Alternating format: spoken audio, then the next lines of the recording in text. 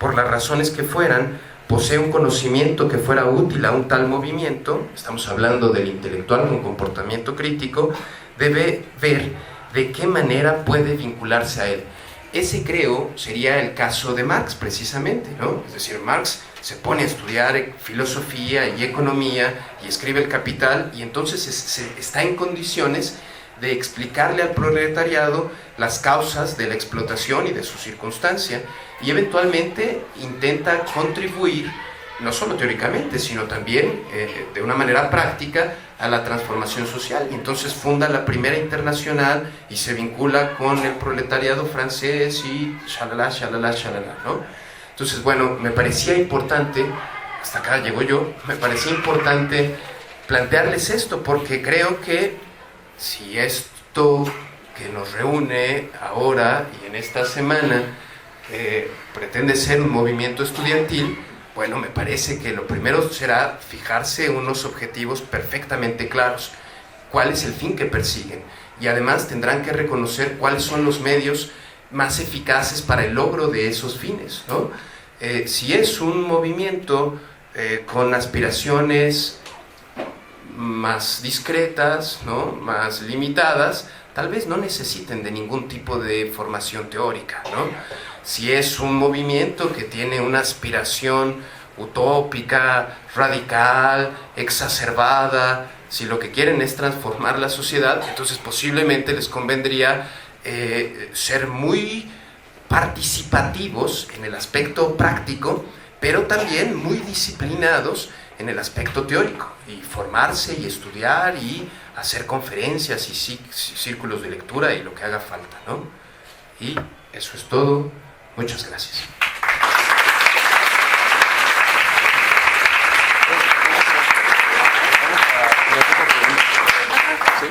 Muy bien, compañeros. Ahora nos quedan 10 minutos para preguntas. ¿Algunos de ustedes quizá alguna pregunta, un comentario? Les recuerdo que quienes lo hagan deben enfocarse al tema, no salirse haciendo sugerencias hacia esta campaña. Claro, aceptaremos sugerencias el día de mañana en la asamblea programada para este fin.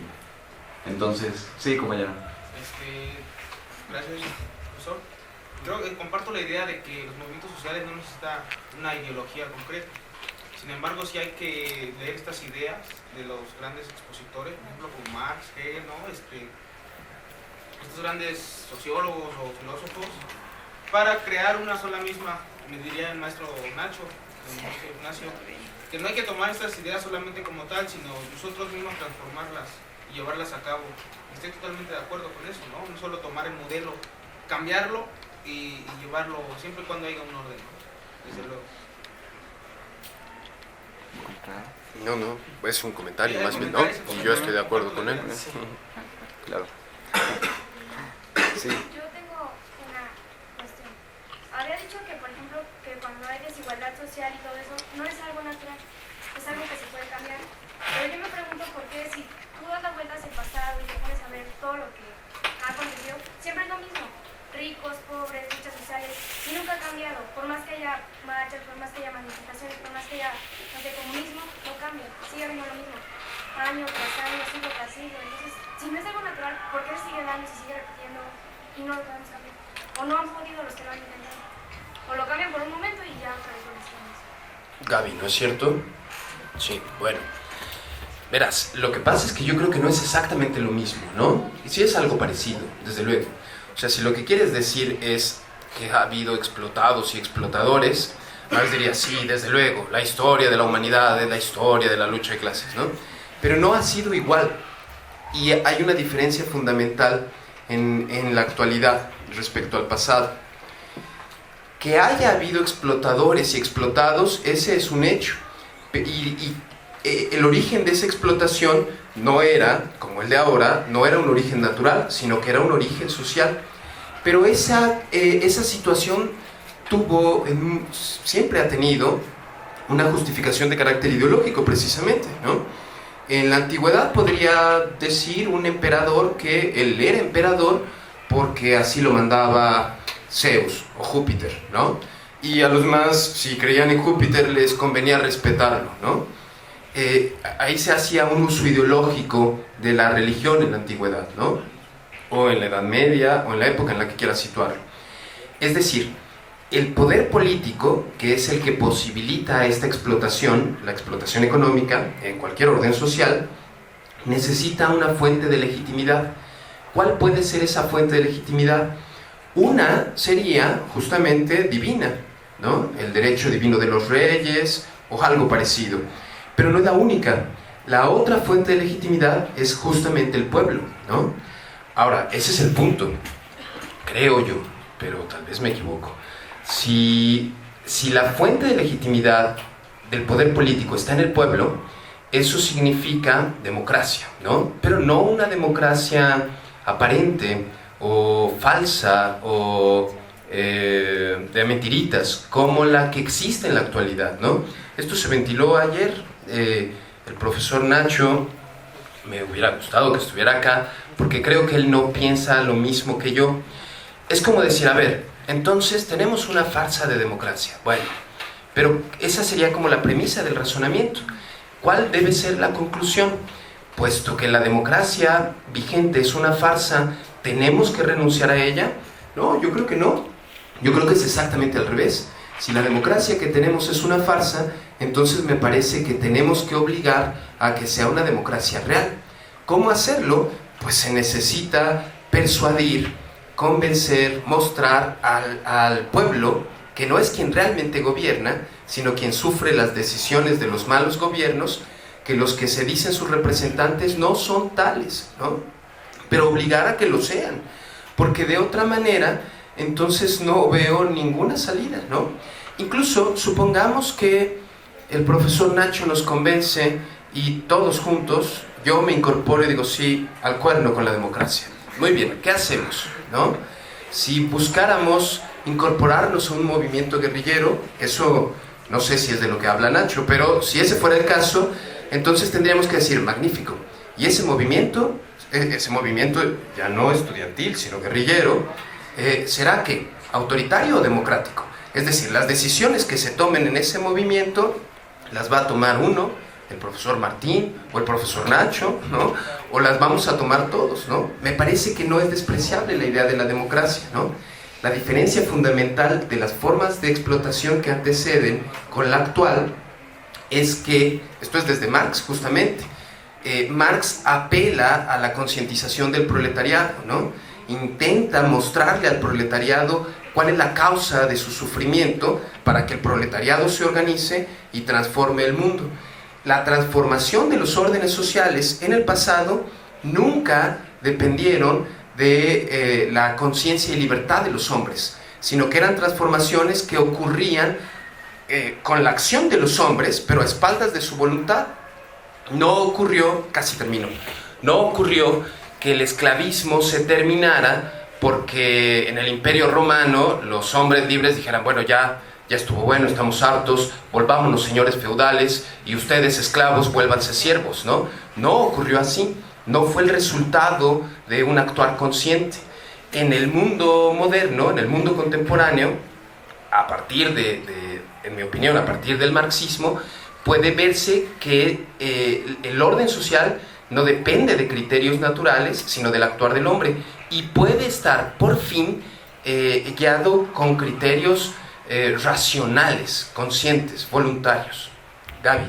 Bueno, si vamos a que, o sea, ha sido lo mismo, y ya me estoy llegando a la conclusión de que es porque el pueblo no está educado, porque el pueblo no acepta, no tiene conciencia, no sabe realmente las cosas, y hay poder, hay democracia supuestamente, y uno solo, unos cuantos tienen el poder, toman las decisiones, y es porque al pueblo le parece fácil decir, bueno, qué desbarrujo de cabeza estar ahí matándome por entender a los demás y por las soluciones, mejor que lo hagan unos cuantos, y pues yo, ya que decidan por mí. Eso ha pasado, según yo, toda la vida. Es el pueblo y unos cuantos los que deciden, y por eso siento yo que no acabamos. Y si lo que queremos es una democracia diferente, la verdadera democracia es de que todo el pueblo sepa lo que está pasando, que todo el pueblo tome conciencia y haga algo. No nada más que los políticos lo hagan, no nada más que los intelectuales, no, todos. Y yo creo que esa es la diferencia. Y esa es la democracia verdadera la que queremos llegar.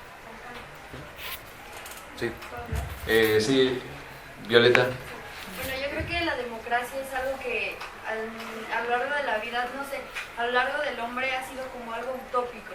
O sea, algo que se utiliza, pero por ejemplo en grupos pequeños, no sé, es como, es la salida bien, correcta y fácil para elegir, por ejemplo, una decisión, pues por votación, ¿no? Y está bien, pero no sé, es algo como que utópico, algo ideal. El hombre siempre siento que ha vivido con, no sé, por ejemplo, la política. O sea, lo ideal sería, no, pues que se hagan las cosas bien, que exista un orden. Es como algo que se desea, ¿no? Pero realmente no se está cumpliendo porque, no sé, el hombre vive como con ese objetivo, pero realmente no se hace, termina desviándose, ya sea, aunque no sea por su voluntad, sino inconscientemente. Yo creo que lo hace de acuerdo a las situaciones. Entonces, yo creo que sí, la democracia sí es importante, pero nunca se ha podido cumplir como tal. O sea, es como algo ideal. Yo pienso. Sí, muy bien. Sigue Miguel. Yo soy de la idea de que el individuo crítico no debe de llevar una ideología como tal, debe de llevar varias ideologías de modo paralelo y de aquellas ideologías sacar una síntesis. Aplicar una sola ideología en movimiento suena bien, tiene lógica, pero lo más adecuado siempre es llevar paralelamente muchas ideologías, de las cuales se va tomando lo mejor y lo más aplicable a la situación y obtener una síntesis de todas las ideologías. Sería erróneo aplicar una sola ideología, aunque está excelentemente hecho su redacción, pero es una idea que me parece más lógica incluso, llevar varias ideologías paralelas para aplicar a un movimiento más adecuado. Yo quiero preguntar en qué momento se crea la conciencia crítica, porque si bien dice que el simple hecho de sentir el hambre no te crea, solamente puedes decir, bueno, quizás sea mi culpa, ¿no? Da la posibilidad, pero en qué momento se crea, porque de intelectuales que se documentan, que analizan, y pues estoy de acuerdo, o sea, muchas personas se dedican parte de su vida a entender a la sociedad y a buscar un modo de cambiarla. Pero hay individuos que, como dijo el maestro Nacho, y no es el único maestro que me ha dicho eso, hay individuos que ni siquiera saben leer y saben que las cosas están mal. De hecho, un maestro me dijo que él fue a Chiapas cuando fue todo lo de la Revolución Zapatista, y había más gente que sabía todavía más de marxismo y socialismo que jamás había pisado una escuela con el simple hecho de vivirlo. Entonces, ¿qué es lo que crea esa conciencia? Aparte del hecho de estudiar, ¿qué es lo que crea la conciencia? Bueno, muy bien. A ver, esa es una pregunta concreta. Lo que hice fue exponerles lo que dice Horkheimer. Ahora, me parece que no en todos los casos, trataré de ser muy breve y muy claro, me parece que no es un asunto automático, que no por sentir hambre o por sentir frío o por no acceder a la escuela o por tener alguna carencia en mis condiciones de vida, eso no me parece que automáticamente despierte en mí la conciencia, ¿no? Se podrían señalar algunos casos de grupos sociales, has mencionado a los zapatistas, ¿no? En los que algo parecido ha ocurrido, ¿de acuerdo? Pero no creo que sea la generalidad, ¿no? Si esa fuera la generalidad, entonces no estaríamos platicando de esto, sino que viviríamos en el mejor de los mundos posibles, porque ya todas las personas que han sufrido algo, hambre, frío, sed, algo, ¿no?, hubieran tomado conciencia, cartas en el asunto y hubieran transformado la sociedad, y ese no es el caso, ¿no?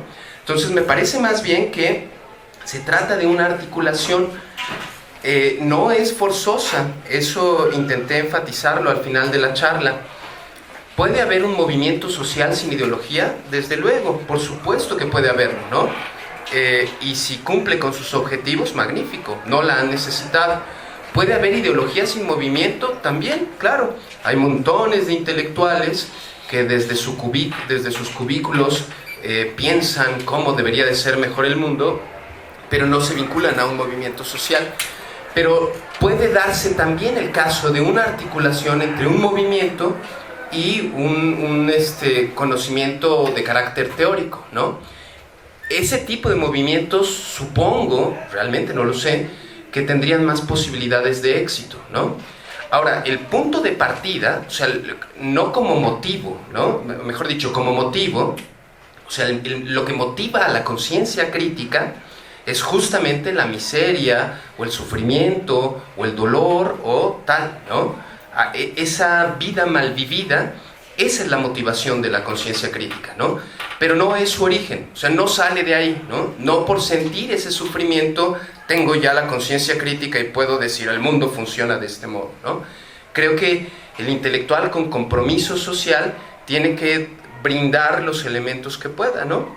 Respecto al comentario anterior, pues es que yo creo que no hay algo que lo determine específicamente.